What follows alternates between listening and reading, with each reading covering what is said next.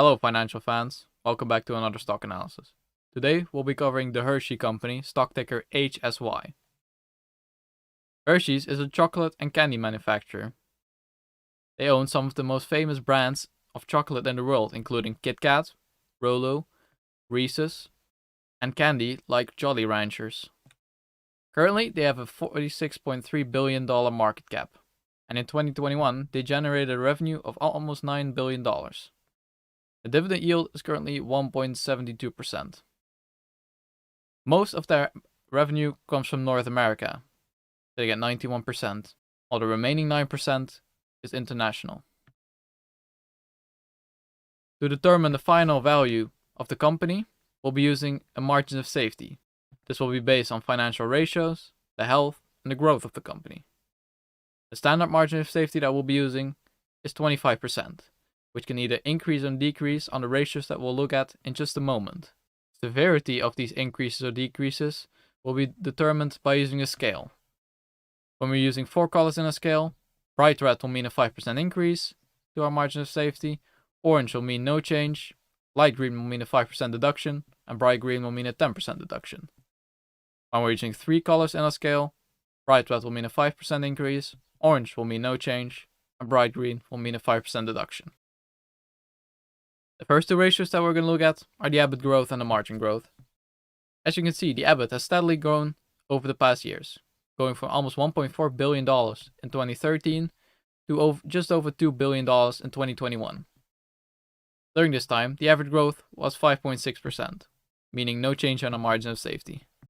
The margin has, together with the EBIT, also grown, going from 19% in 2013 to almost 23% in 2021. The average growth in margin during this period was 2.8%, meaning a 5% reduction from a margin of safety. The next 2 ratios are the dividend growth and the payout ratio.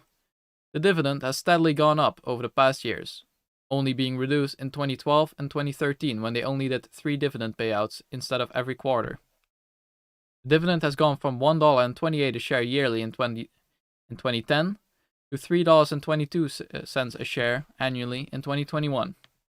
The average growth in dividends here was 9.8%, meaning a 5% deduction from our margin of safety.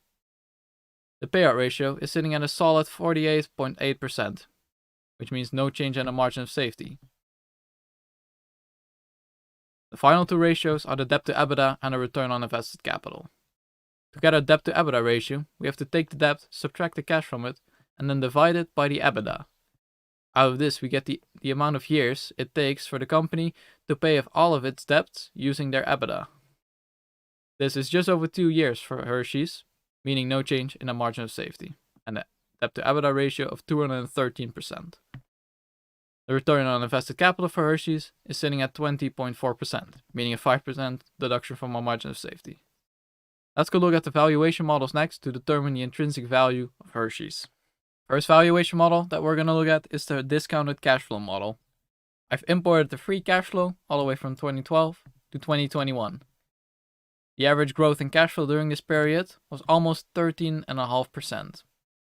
Since we're calculating the lifetime expected growth of the cash flows in the company, I've gone with 50% of this average growth, which is 6.7%.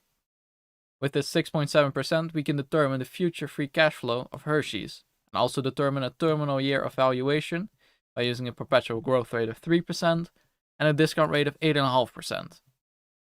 Summing all, the total sum of free cash flow then is determined, coming in at $36.8 billion. Then, to get an equity value, you have to add the cash and equivalents, subtract the total debt, and then we get our equity value, which in this case is $31.75 billion. The last thing we have to do to get our discounted cash flow price per share is divide it by the shares outstanding, which is 146 million shares. Out of this, we get a discounted cash flow model price per share of $216.75. With the current price of $225.65, here we get a downside of $8.90, which is almost a 4% downside. The second model that we'll be using is the dividend discount model. I've imported the dividend payments from 4 years ago to the current year. The average growth rate in dividends was 8.3%. And since we're once again doing the lifetime expected growth and dividends for the company, I've gone with a high 80% of the growth rate, seeing as they showed very nice increases year over year on their dividends. This is 6.64% expected dividend growth. We'll be once again using a discount rate of 8.5% in this calculation. And doing the math, we get a discounted dividend model price per share of $206.62, which is also relatively close to the current price of $225.65, leaving us with a downside of $19.03, which is almost a 8.5% downside.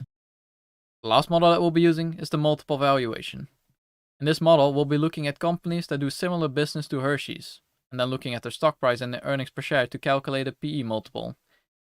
Doing this for 4 companies in this case, we get an average PE ratio in the industry that Hershey's operates in. Then we just have to multiply it by the earnings per share that Hershey's generates, and we get a fair value. In this case, the average PE in the industry is 34.35. The earnings per share for Hershey's is $7.51, and then we get our fair value of $258. With the current price of $225.65, here we get an upside of $32.35, which is a 14.34% upside. Let's go look at the final overview of our valuation model next. Looking at our final overview, we have taken the discounted cash flow model price per share, the discounted dividend price per share, and the multiple valuation price per share. Out of this, we get an average of $227.12. Then we'll be applying the margin of safety that we've determined earlier, using a standard margin of safety of 25%, deducting 5% from the margin growth, deducting 5% from the return on invested capital, and deducting another 5% for the dividend growth, leaving us with a margin of safety of only 10%. Then our fair value will be determined, coming in at $204.41.